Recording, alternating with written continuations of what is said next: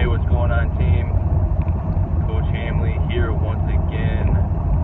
Mobile edition of the mental side, brought to you by Slugger Sports Academy. We'll call this episode 56. If you watched number 55, you're not seeing things. I am wearing the same attire.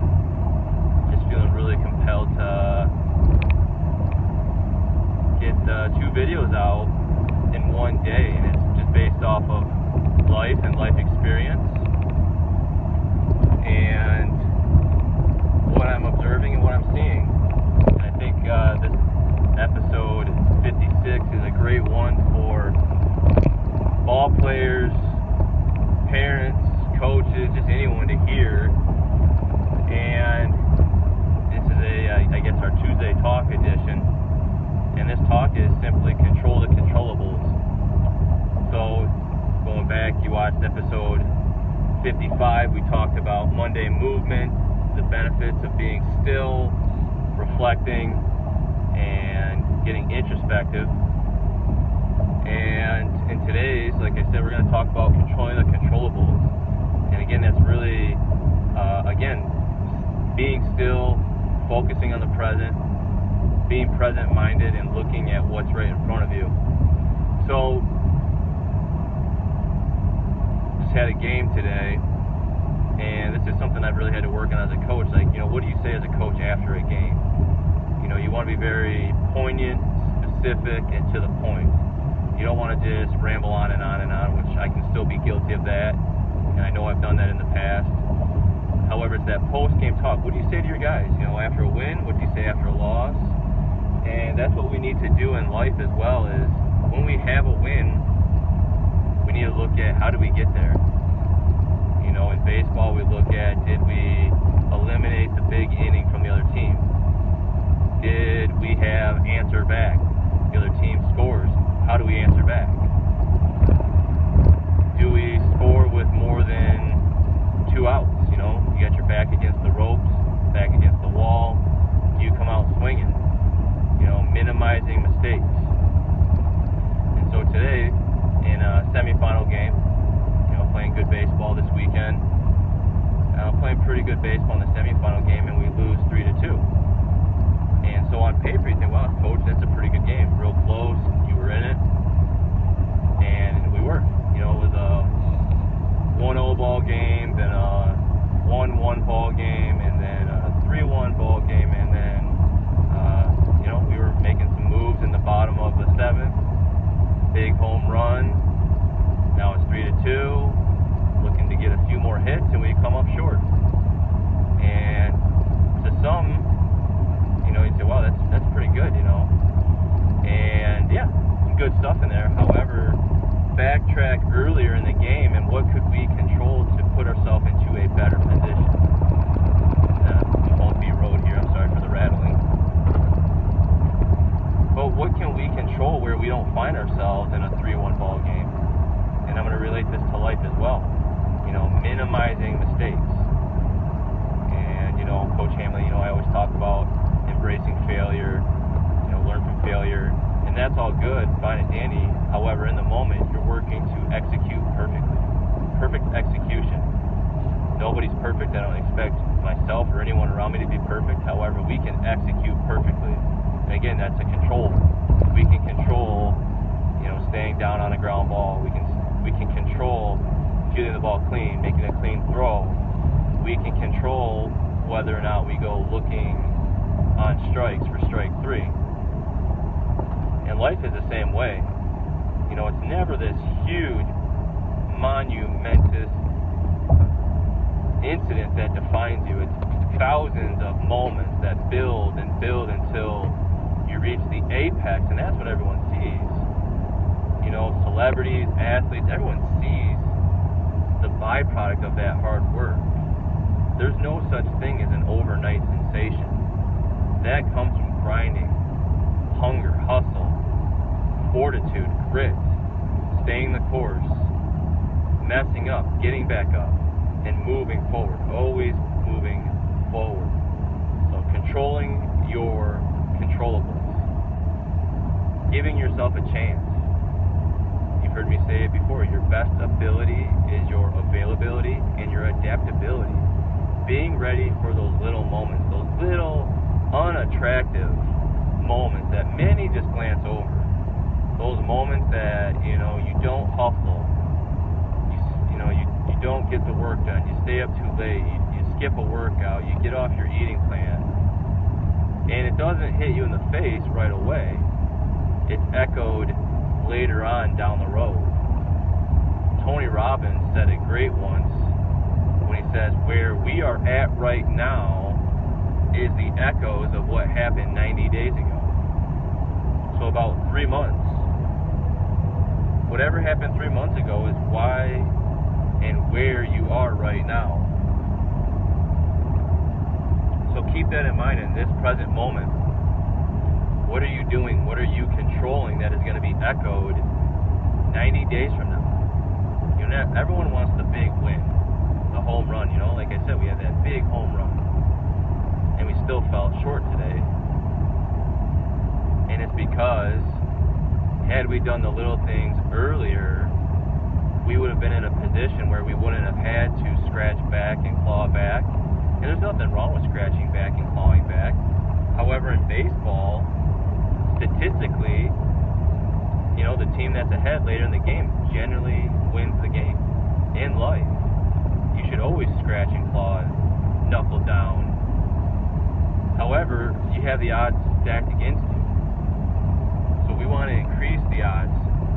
We want to increase the statistical probability to be a winner. And when you do take that loss, learn from it. That loss doesn't define you. It should define your next step. Do you wallow? Do you cry? Do you whine? Do you blame external factors? Do you blame others? You'll hear me, if you ever come and watch a baseball game, say to my guys, we never let the guy calling the balls and strikes dictate the outcome of the at-bat. And I know I hear it from a lot of players. Well, he's not calling the right zone.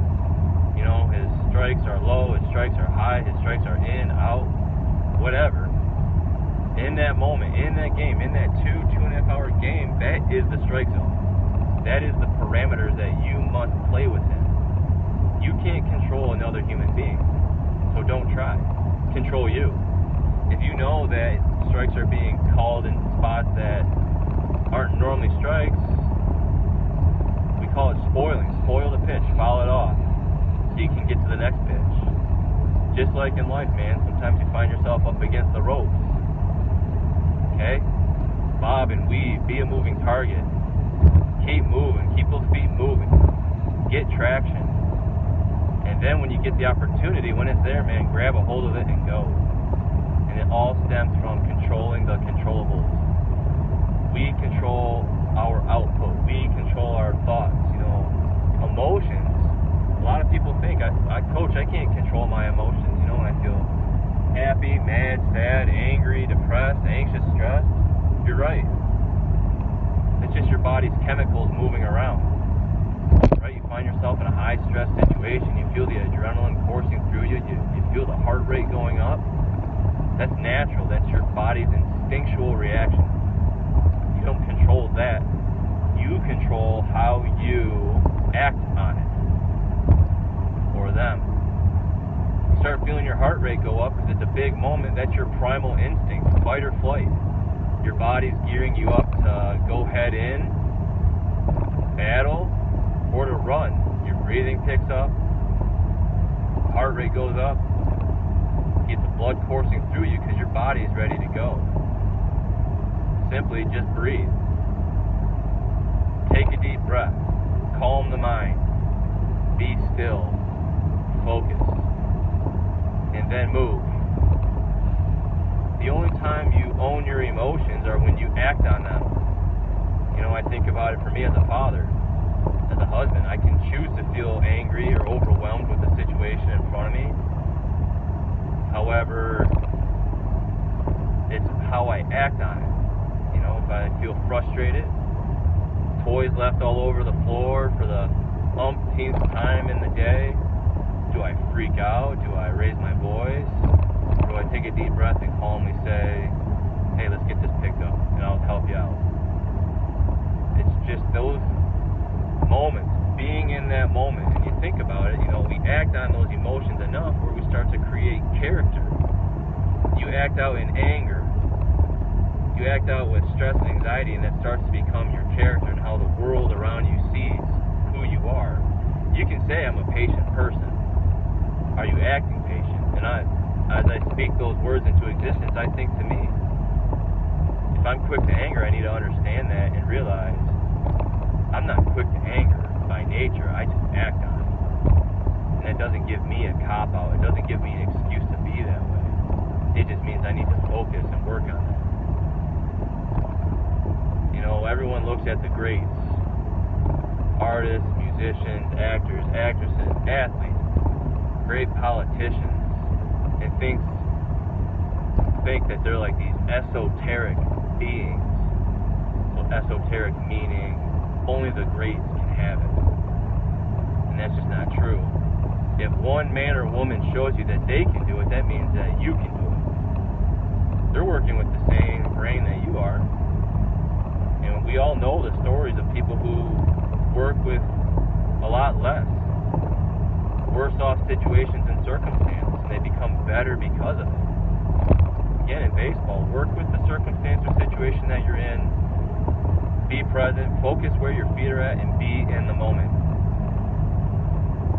And yeah, you will fail. However, do it on your terms, and then learn from that failure. And when you think about it, you're in control. You are in control at all times. And with that mindset, you'll have the fortitude and the grit to keep moving, to pivot, to calibrate, and move in a direction that's going to be positive. And remember, from A to B is not a straight line. Not in life. It's going to be messy. A to B, it's going to be all over the place. You're going to backtrack, you're going to stumble, you're going to fall, you're going to crawl. And you just need to remind yourself, good. That's how you're being molded. Just like the old proverb, iron sharpens iron. And you see a lot of people in your life that act the victim. The woe is me, the pity party. And you know what? They're not wrong. Life is not fair. Life is not just. However, there's an ebbs and flows and an energy to it that we must be in tune with and be the tuning fork. We can all sense when we're out of sorts. The energy's not there, so that's when we got to find a way to get the energy back. And again, it stems from discipline and rituals. It's not basing doing the work when you're feeling like it. I'll do it when I'm motivated. Well, I'll start running when the weather gets nicer. I'll start doing this once this happens, when I have time, when I feel good, when I'm feeling happy. And it's not the case. It's just, you're going to wake up days and feel sore, and if you just waited on for when things felt right, nothing would get done. One of my favorite authors and podcasters, Jocko Willink, talks on that, where I don't feel like working out, so I work out. I don't want to get up early, so I get up early. Just do it. Control the controllables. Control your variables. And you're going to find yourself having a lot of success. And baseball can teach you that when you allow it to. So embrace it. Embrace the noise. Embrace the fact that you live in an imperfect world. However, you control your controllables. Go out there and do it today. That's your Tuesday talk. Thanks again for being a part of the mental side. Episode 55. Continue to grow and learn with me. Pass along the message. Share out this link wherever you're listening. Instagram, Facebook, Twitter, YouTube. Let's keep this growing.